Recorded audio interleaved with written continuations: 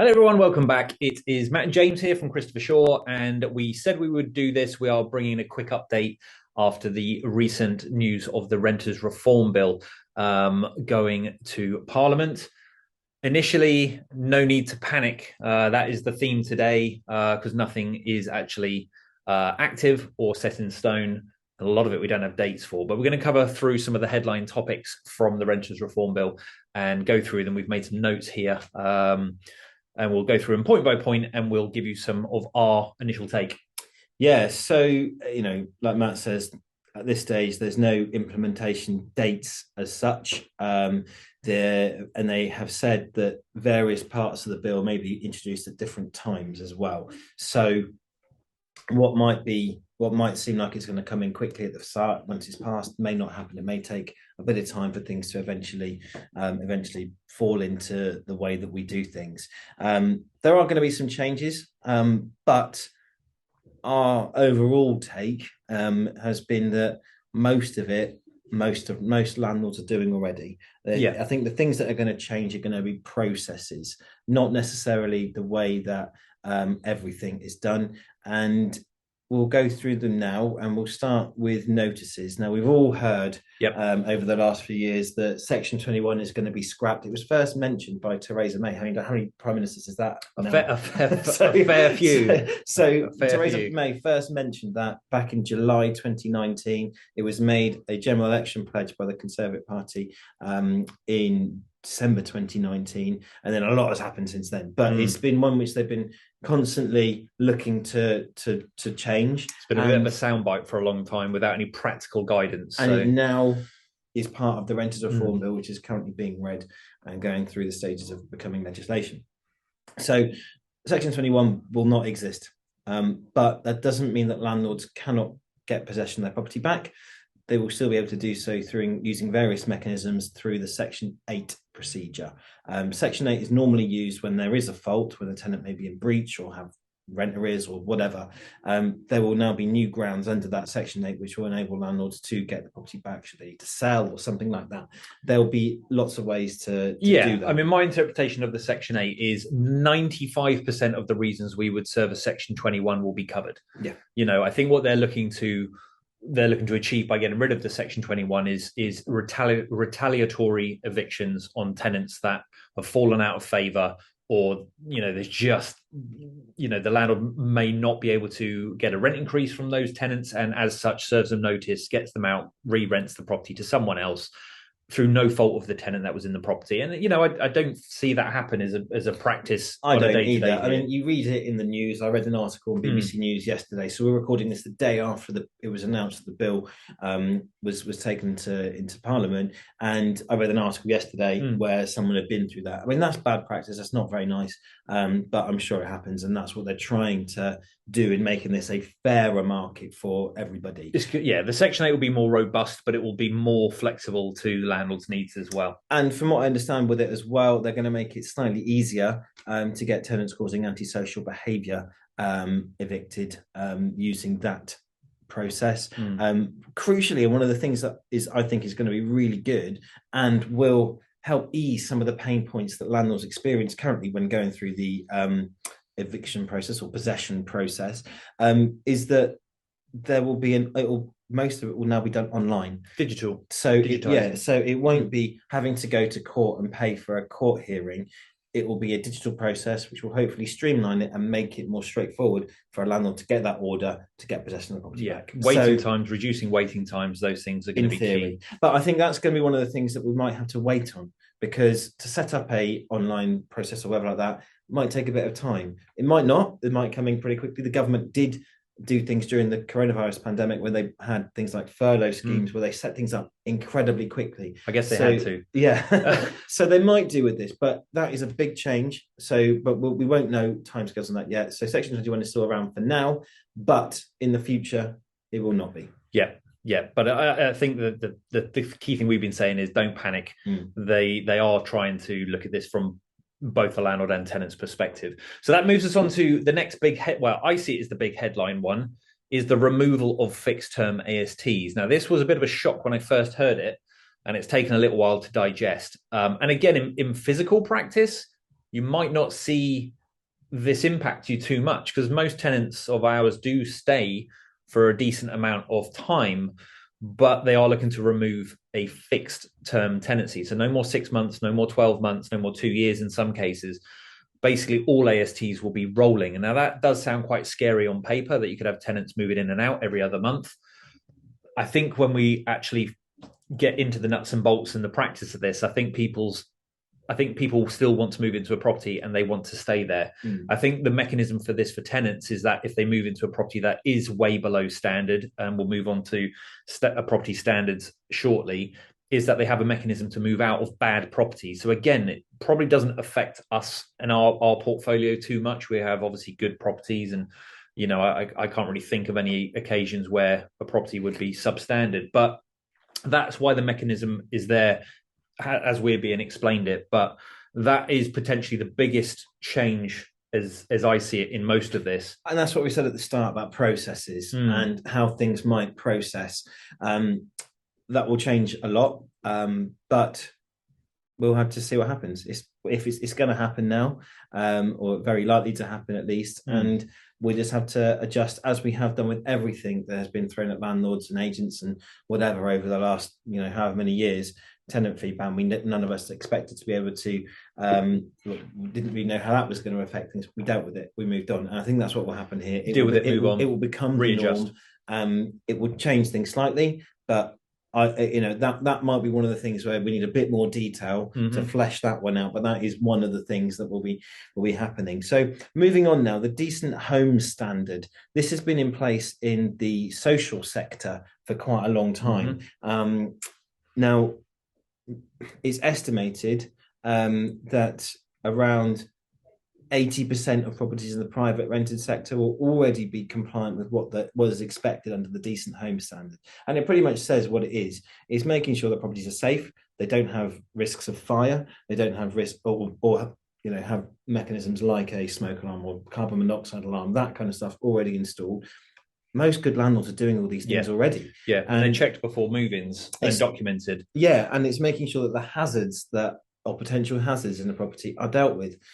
So it's having a safe property. So this will be introduced to the private rented sector as part of the Renters Reform Bill, and one of the things, the big difference is, I suppose, that it will put onto landlords, but again, most good landlords are doing this anyway, is thinking ahead to when things might be coming towards the end of their lifespan. Say, a carpet is starting to fray at the sides or whatever. It's making sure landlords are aware to start thinking about that, and taking action when it's necessary, not when it's too late, kind of thing.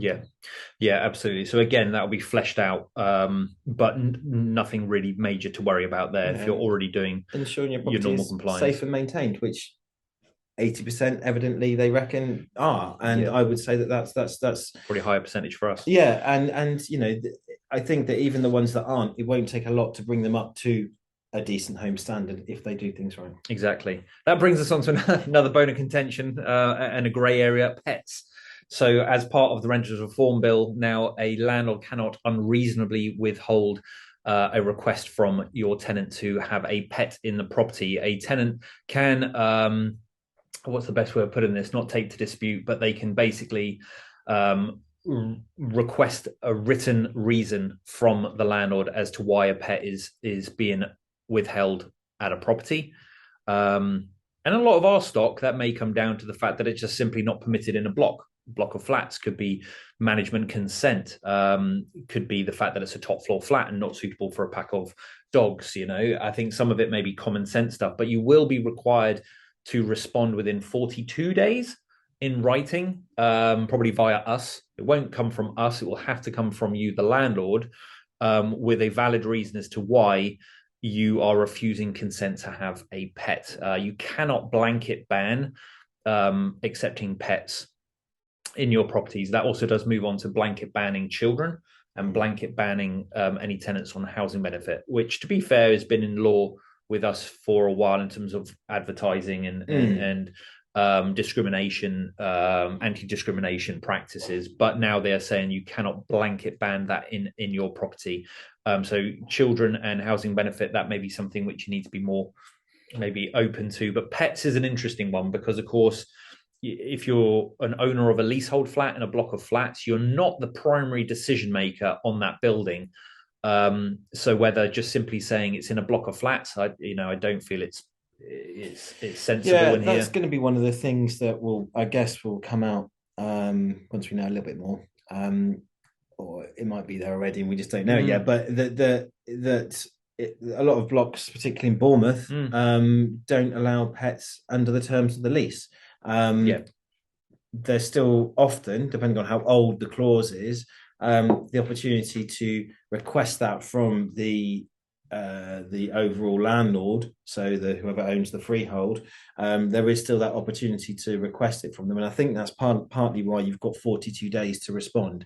So you've got time to put the request in and then get a response back from them, and then give them whatever reason it is. And I think that would be a fair, a reasonable excuse. And I don't know how much that is going to be down to the landlord's interpretation of what is fair and reasonable. That's not necessarily clear yet either. The other thing that sort of coming on from the pets is they're going to remove or add, an additional charge that you can charge tenants under the Tenant Fee Act, and that will be that you will be able to charge tenants pet insurance. So either you as the landlord can take out pet insurance and you can ask tenants to reimburse you, or you can insist that the tenants prove that they have got pet insurance when obviously the AST is issued. So that is a permitted payment now. So it will be a permitted payment once this is fleshed out. And I think that when that happened, when the tenant fee ban happened in 2019, and you weren't allowed to do things like double deposits, some people used to take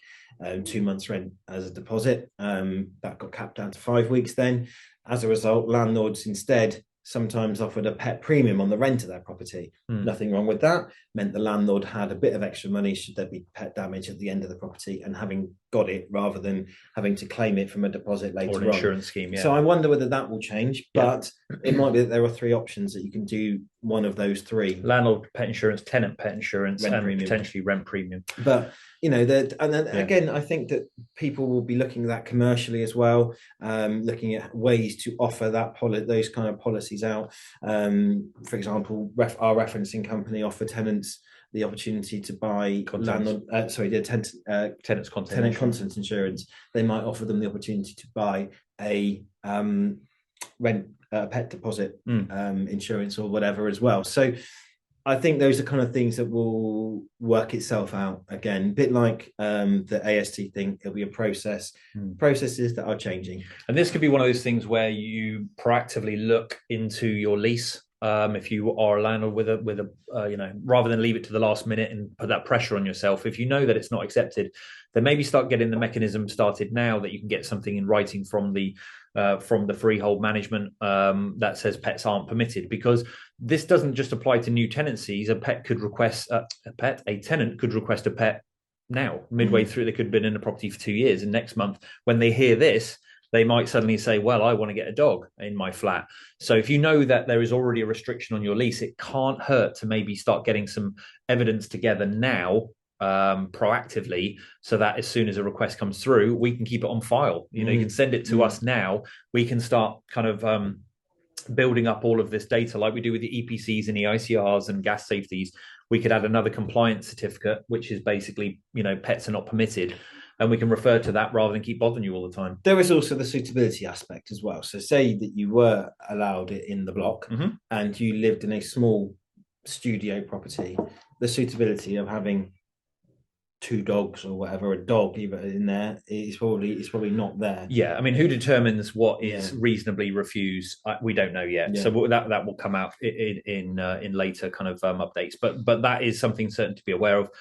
Which leads us on to the next headline bit, which is the setup of a landlord ombudsman. So obviously we are with an ombudsman as part of our requirements as an agent, but what they will be saying is that landlords need to apply or add themselves to a landlord ombudsman, which currently does not exist. So again, this will be something that is fleshed out the more time goes on, but not necessarily a bad thing. Again, I think it is trying to remove the worst common denominator from the market, and most landlords won't have an issue with this. What it does do, or what they've set out that it will do, is it will give a tenant a chance to complain about a landlord, and the ombudsman would or could offer things from an apology from the landlord up to fines and compensation, sorry, should I say. But again, if you're being a good landlord, there shouldn't be need for this particular thing. And you've got to remember as well that an ombudsman is the backstop. There will have been a lot of correspondence, a lot of mediation, maybe trying to resolve problems before it even gets to that. And that's the job of landlords, agents, everybody working together to try and mitigate those circumstances. Nobody wants to go through one of those complaints. It's not great for anybody. Causes stress, it causes anxiety, it causes all those things. Nobody wants that, and you want to resolve it proactively, and hopefully with the support of a professional organization or your own experience of being a landlord, that you'll be able to resolve most of these problems. I think we can probably count on one hand how many times we've actually gone through that process. And in fact, I don't think it's even been on that. No. And most of the time it's because it's been resolved by being proactive with these things to get a resolution. I would also hope, and maybe we're talking ourselves out of a chat show here, but I would also hope that the landlord ombudsman is a good resource tool for landlords. Once you've signed up for this, which will be a nationally driven incentive, that they should be providing regular updates and information to landlords by signing up. Now that's just me kind of guessing here, but I would have thought if you're having to register with these national things, that you would be given guidance and maybe documentation which shows you exactly what you've got to do. So, could be actually a really good feature. Again, there's a bit of a guess of the things that will be implemented. I think this one could be implemented fairly quickly because the structures are already there for an estate and letting agency ombudsman. I would imagine this is very much pinch of salt kind of time. I'd imagine that there will be an offshoot of that for landlords because essentially they'll be applying the same laws and the same things. So I would imagine that it would be an offshoot of that. So that could, in theory, be introduced pretty quickly. And I'm sure that the two organizations that represent the industry, so in this industry, there is the property ombudsman and there's also the property redress scheme. I imagine that they probably have already got an idea of what they're going to be doing with this. So that could be one of the things that could be introduced pretty quickly. As a total guess on that one, but that's just a bit of interpretation of that. The last sort of thing that has come up, and it is a thing, but it's not a thing: rent increases. Often now, currently, when you get to the end of a fixed term, you might use that as an opportunity to renegotiate the rent. As we've said on many of these videos before, we're seeing that tenants are tending to stay longer. So tenancies may stay between, more than 6 months. In the old days, 6-month tenancies were quite common. Now, not so much. I think that the term is more along the lines of 12 months at least. Obviously, that might change with the removal of the fixed terms in the contracts. But regardless, rent increases you'd only be able to do once a year. That's not changed, but you would have to give 2 months notice rather than 1 month as it is currently. I imagine that is because of the rolling nature of contracts, but once a year, so that's not changed at all. Tenant can, if they feel the property has been I don't know how it was worded, but if the property has been neglected or whatever, then they might get awarded some rent back if that went to an arbitration point or whatever. The landlord ombudsman. But nothing's really changed in a greatly with that. But this is the thing. I think we've gone through this now. Yeah, there are going to be some changes in the way that things are processed and certain things that you've got to do now that you didn't have to do before. But overall, tenant still moves into a property, they pay their rent for a property, they stay there for a period of time, there's a deposit at the end of it. Things are still going to be roughly the same, just with a few different mechanisms and processes that we all have to deal with. And I think that on reflection, having read it, having been kept in the loop of what we've known over the last few months, we know there's going to be change, but actually hopefully it will won't be as dramatic as some of us thought. Yeah, it's very easy to take knee-jerk reactions to inflammatory headlines, and I think that there's been plenty of them for landlords over the last few months. But I have seen a softening of the rhetoric across a lot of the news outlets, in particular with Michael Gove and the housing team, because I think they have been lobbied really hard by our governing bodies and things like the NRLA, which is the landlord bodies, their own members, even their own MPs and members. Yeah, so I think there has definitely been a softening of the tone and talking more about a fair balance of protecting the landlord and protecting the tenant, whereas months ago it was very much bad landlord, tenants need protecting and things. But I think I definitely feel there's been a softening, and a lot of the wording is mutual benefit and sensible benefit to both sides. So let's see what happens over coming weeks and months. We will be the first to tell you, or certainly the second or third, by getting these videos out as quick as we can, and we'll pop these out. So anything that is relevant to you, we will let you know, and we'll pop out videos for you to watch. Equally, if you have specific questions about this, we would welcome you to give us a call, book in a call, give us a shout, come and see us in the office. We're more than happy to run through in these things in a little bit more detail if you want. Our interpretation, throw out some things, chat about it. We're more than happy to do that. So if you want to engage with us again about it, then please do feel free. Yep. And for now, don't panic. Keep calm. Keep calm, and we'll keep moving on. But yeah, any more updates, we'll bring them to you, either in a newsletter or a video. But rest assured, once we know, you'll know. Thank you very much. Thanks, guys. Bye-bye. Bye-bye.